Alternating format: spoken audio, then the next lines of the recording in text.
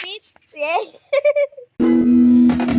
Ika'y naging mabuti, binigay mo na lahat. Pero ika'y iniwan kasi hindi pa sapat. Meron na siyang iba, bulag ka ba? Halos lang kada araw ika'y umiiyak. Parang isang balot, bigla ka lang binibiyak. Puso mo'y nasaktan, ano ba yan?